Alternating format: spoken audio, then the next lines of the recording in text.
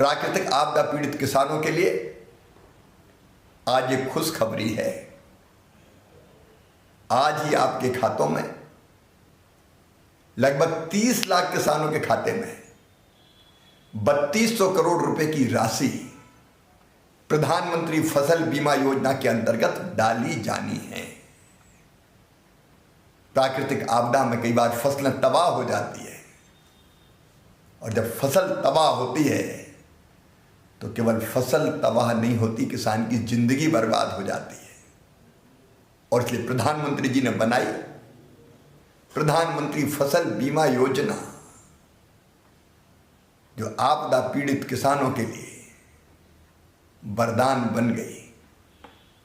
अभी हम पहली किस्त डाल रहे हैं। मैं लगातार सचेत हूं और जनवरी से जून तक जो किसानों को नुकसान हुआ उसकी क्लेम बनी है 11,000 करोड़ रुपया। लगभग 8,000 करोड़ रुपया बाद में किसानों के खातों में डाली जाएगी। इसलिए जिन किसानों के खाते में आज राशि नहीं आ रही वो ये ना सोचें कि हमारा क्या होगा, आपके खाते में भी पैसा आएगा और ये पैसा समय पर आए। इसलिए हमने ये भी तय कर दिया है कि अगर बीमा कंपनी क्लेम सेटल होने के बाद निर्धारित समय सीमा पर पैसे जमा नहीं करती तो उसको 12% ब्याज भी किसान को देना पड़ेगा। वो पैसा किसान के खाते में जाएगा और राज्य सरकार भी अगर अपना शेयर देर से देगी तो उस पर भी 12% ब्याज लगेगा और ये पैसा भी किसान के खाते में जाएगा। अगर फसल बीमा योजना के बारे में कोई शिकायत हो तो मुझे जरूर खबर कीजिए। सदैव किसान भाई और बहनों आपके साथ खड़े हैं। किसानों की सेवा ही हमारे लिए भगवान की पूजा है।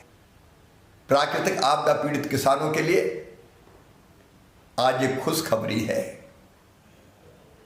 आज ही आपके खातों में लगभग 30 लाख किसानों के खाते में 3200 करोड़ रुपए की राशि प्रधानमंत्री फसल बीमा योजना के अंतर्गत डाली जानी है।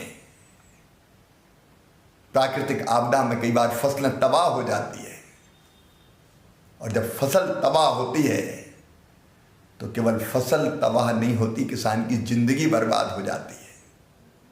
और इसलिए प्रधानमंत्री जी ने बनाई प्रधानमंत्री फसल बीमा योजना, जो आपदा पीड़ित किसानों के लिए वरदान बन गई। अभी हम पहली किस्त डाल रहे हैं। मैं लगातार सचेत हूं और जनवरी से जून तक जो किसानों को नुकसान हुआ उसकी क्लेम बनी है 11,000 करोड़ रुपया। लगभग 8,000 करोड़ रुपया बाद में किसानों के खातों में डाली जाएगी। इसलिए जिन किसानों के खाते में आज राशि नहीं आ रही वो ये ना सोचें कि हमारा क्या होगा, आपके खाते में भी पैसा आएगा और ये पैसा समय पर आए।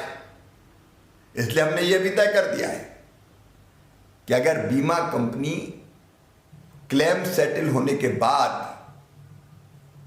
निर्धारित समय सीमा पर पैसे जमा नहीं करती तो उसको 12% ब्याज भी किसान को देना पड़ेगा। वो पैसा किसान के खाते में जाएगा और राज्य सरकार भी अगर अपना शेयर देर से देगी तो उस पर भी 12% ब्याज लगेगा और ये पैसा भी किसान के खाते में जाएगा।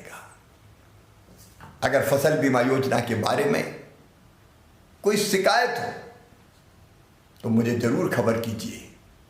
सदैव किसान भाई और बहनों आपके साथ खड़े हैं।